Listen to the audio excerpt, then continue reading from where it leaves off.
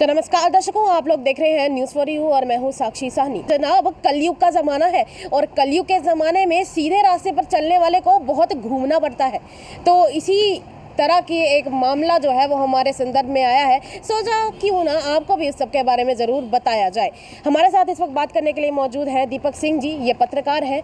तो इनसे ज़रा बातचीत करना चाहेंगे, जानेंगे कि माजरा है क्या। नमस्कार दीपक सिंह जी, कैसे हैं आप? मैं ठीक हूँ। जैसा कि कहते हैं कि कलयुग में सीधे रास्ते चलना हो तो बहुत घूमना पड़ता है, कुछ ऐसा ही हो रहा है आपके साथ भी? नहीं, ये द्वापर युग से उससे भी हमें लगता है पहले से ही हो रहा है। सीधे रास्ते पे चलने वालों के लिए काफ़ी मुश्किल रास्ते आगे उनके आ जाते हैं। भगवान श्री राम को देखें, आप श्री कृष्ण को देखें। भगवान राम को भी कई यात्राएं ऐसी करनी पड़ी जो उन्होंने शायद कल्पना भी नहीं की थी। तो ये तो कलयुग आप कह रहे हैं। कलयुग में तो आप सोच ही सकते हैं, वहाँ तो कुछ तो लोग हमें पता होता था कि ये अच्छे हैं, लेकिन यहाँ तो पता भी नहीं लगता कि कौन अच्छा है और कौन बुरा है। कौन हमारा साथ में चलने वाला हमारा ही जो दोस्त है वही हमारा शत्रु है और उसके मन में क्या विचार चल रहे हैं, यहाँ पर ये समझना बहुत मुश्किल है।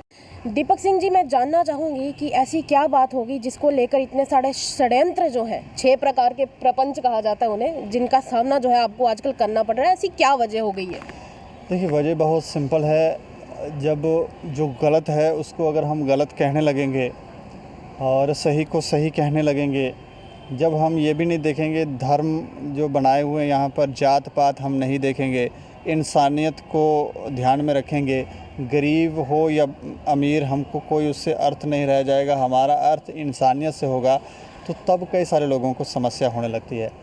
और कई सारे लोग जो हैं वो हमारे खिलाफ़ षड्यंत्र इसीलिए रच रहे हैं कि उन्हें लगता है कि उनका जो बिज़नेस जो चल रहा था, जहाँ पर जो नेक्सस था, वो हमने उसका भांडा कुछ हद तक, मैं ये नहीं कहूँगा कि फोड़ दिया है, लेकिन कुछ हद तक फोड़ा है, क्योंकि अभी भी ये लोग जीवित हैं, ये पूरी तरह से निष्क्रिय नहीं हुए हैं। और जब तक ये निष्क्रिय नहीं होते तब तक ये लोग षड्यंत्र रचेंगे। अब इनको निष्क्रिय होना या हमको करना, हमें उसमें कोई अर्थ नहीं था। ये लोग सीधे रास्ते पर आ जाते, जैसे हम चल रहे हैं, जैसे बाकी वाले चल रहे हैं। आप आराम से 3 टाइम का खाना खाते, अच्छे से जीवन यापन करते, कोई दुखी होता तो उसका साथ देते। इतना पैसा इन लोगों के पास है, लेकिन ये वो नहीं करते हैं। ये उल्टा जो है वो षड्यंत्र रचते हैं। तो जब वो बांडा फोड़ रहा है तो अब ये हमें भी, हमारी मृत्यु के भी षड्यंत्र रच रहे हैं। तो ठीक है, कर रहे हैं, अभी हम उनको क्या कह सकते हैं। दीपक सिंह जी, कुछ दिन पहले देखा गया था कि आपने एक खबर चलाई थी। कई बार देखा जाता है कि पत्रकारिता का जो क्षेत्र है उसमें सच को हमेशा सामने लाना ज़रूरी है, पर लेकिन जब भी सच सामने लाया जाता है, सच को सामने लाने का प्रयास किया जाता है, तो अक्सर उस इंसान की जान पर बनाती है या तो उसकी रेपुटेशन पर बनाती है। नहीं, हमने ये जितने भी षड्यंत्र रच रहे थे हमने उनको भेदा है। मौत का, इनको मौत तक इसलिए आना पड़ा क्योंकि हम इनके वो जो षड्यंत्र थे उसमें फंसे नहीं, और जो चाल थी वो हम उसे भांपने में भी कुछ हद तक कामयाब हुए। अभी भी नहीं पता होता कि हमारे साथ कौन अच्छा है कौन बुरा है, लेकिन इनकी जो चाल है, ये जो बात करते हैं, किसी के माइंड में क्या बात बिठानी है, ये लोग बहुत अच्छे से जानते हैं। और बड़े आराम से आएंगे, आपको आकर कहेंगे कि तुम तो बहुत अच्छी पत्रकार हो, तुमको ये नहीं, तुमको वो करना चाहिए। ये जो वो और ये वाला खेल है ना, ये हमको समझ आता है। तो कहीं ना कहीं ये कह सकते हैं कि मैनिपुलेट करने की कोशिश करते हैं आप। बिल्कुल, हमको नहीं, दिमाग के साथ खेलते हैं। हमको नहीं, हर किसी के साथ नहीं कह रहा हूँ, हर किसी के साथ। ज़्यादातर लोग इसे समझ नहीं पाते और वो इनके जाल में फंस जाते हैं, और फिर ये जो चाहते हैं आपसे वही करवाते हैं।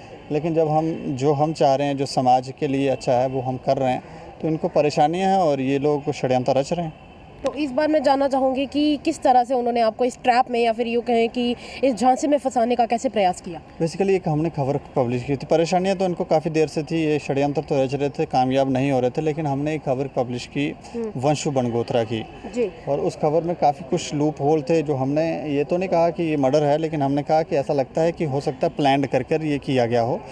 और क्योंकि कुछ इस तरह की वहाँ पर पिक्चराइजेशन थी जो साफ दिखता था कि कुछ ना कुछ दाल में काला है।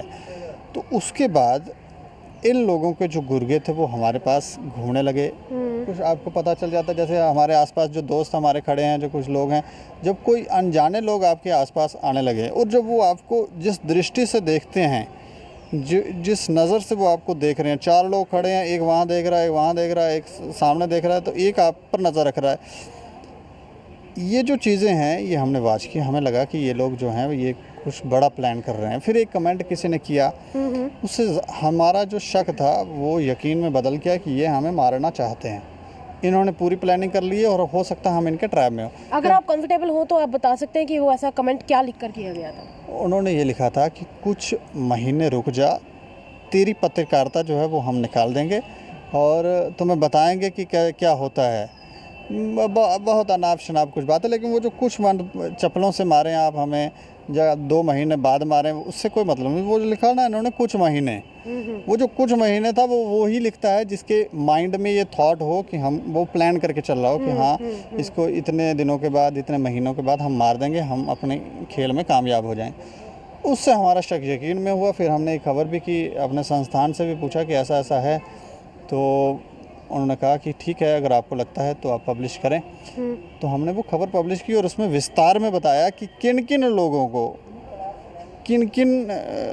लोगों को परेशानी है। उसमें ब्यूरोक्रेट्स थी, उनकी दादागिरी थी, पुलिस डिपार्टमेंट करप्शन का अड्डा, कई ऑफिसर करप्ट थे, जो अच्छे लोग थे उनको साइडलाइन लगा दिया गया, जो उनके रास्ते पर नहीं चले साइडलाइन लगा दिया गया, और लोगों की सुनवाई नहीं, जो कंप्लेन लेकर गया उससे भी लूटा, जो देने आया उसको भी लूटा। तो ये हर तरह से मतलब एक होता है ना, पैसा लूटने का साइकिल जो है वो चले जा रहा था। लेकिन हमने उसको कुछ हद तक ध्वस्त कर दिया और अब कुछ हद तक सुनवाई हो रही है।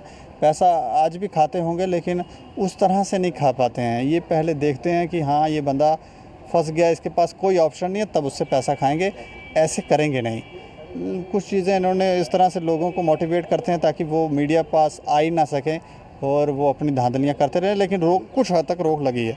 तो उससे ये लोग परेशान हो गए कि यार हम इतना मज़े कर रहे थे, यहाँ पर हर तरह की हमें सुख सुविधाएं थी, हमने क्या हमारी दादागिरी थी, हम किसी को थप्पड़ मारना चाहते उसको थप्पड़ मारते, किसी पे केस बनाना चाहते उस पर बनाते, हमें कोई पूछने वाला नहीं था। तो अब ये पूछने वाला कौन लोग आ गए हैं। तो इसलिए इन लोगों को, ये सारे लोग इसमें देखो राजनीतिक लोग हैं, ब्यूरोक्रेट्स हैं और पशु तस्कर, नशा तस्कर, गुंडे तत्व, ये सारे इन लोगों ने मिलकर एक षड्यंत्र रचा, राजनीतिक लोगों ने, और बहुत सोचे समझे तरीके से हमें मूर्ख बना रहे थे।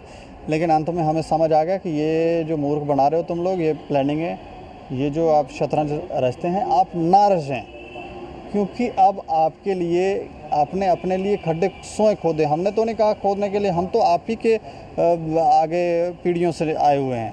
हम भी यही चाहते हैं कि आप अच्छा काम करें, आप भी यही चाहेंगे कि आपके बच्चे जो हैं वो अच्छा काम करें, लेकिन बच्चों को ही अगर आप मारने के षड्यंत्र रच रहे हैं, ये सही नहीं है। आपको ऐसा नहीं करना। अगर आपको करना ही है तो हमें लगता है कि फिर कर्म का फल तो भोगना ही पड़ेगा। तो जैसा कि इन्होंने भी कहा कि अगर आप कुछ ऐसा करते हैं तो कर्म का फल कभी ना कभी तो आपको भोगना ही पड़ेगा। वैसे भी कहा जाता है कि पापों का घड़ा भी एक समय आने पर भर जाता है। भर गया है, भर जाता नहीं, भर गया है, और वो अब फूट रहा है। कितनी चालें, कितने षड्यंत्र इन लोगों ने रचा होगा, और अभी भी ये सोचते हैं कि ये बच के निकलेंगे। इनकी कल्पना से भी परे है जो षड्यंत्र इनके खिलाफ रचा गया है। वो ईश्वरीय शक्तियाँ नहीं छोड़ेंगी किसी को। उन्होंने आज तक, आपने कभी सुना भगवान शिव ने जिसने गलती की उसको छोड़ दिया? भगवान राम ने छोड़ा, भगवान कृष्ण ने छोड़ा। ये लोग मूर्ख हैं जो ये सोच रहे हैं कि ये बच जाएंगे, कभी नहीं बच सकते हैं। बचने का तरीका बता देते हैं ताकि इन लोगों को ध्यान रहे। बचने का तरीका यही है, षड्यंत्र छोड़ लें, और जिन लोगों के साथ आपने, हम हमारे लिए नहीं कह रहे, जिन लोगों के साथ आपने गलत किया है उनके परिवार से, उनसे माफ़ी मांगे अगर बचना है। तो बाकी आप हमें लगता बच सकते हैं। जी, तो ये थे हमारे साथ दीपक सिंह जी। तो इसी के साथ मैं भी इसे यहीं पर समाप्त करना चाहूँगी, अपनी वाणी को विराम देना चाहूँगी। अब बारी है आप लोगों की। आप सब लोग किस तरह से सच का साथ देना चाहेंगे? अपनी जो भी राय है उसे कमेंट्स में व्यक्त कीजिए, आपके जो भी विचार हैं उन्हें कमेंट्स में व्यक्त कीजिए। और हाँ, जाते जाते मैं यही कहना चाहूँगी कि अगर आप लोग भी हमसे कोई बातचीत करना चाहते हैं तो आपके लिए हमारा DM बॉक्स हमेशा खुला है। कोई भी समस्या हो उसका पूरा समाधान करने का हम पूरा प्रयास करेंगे।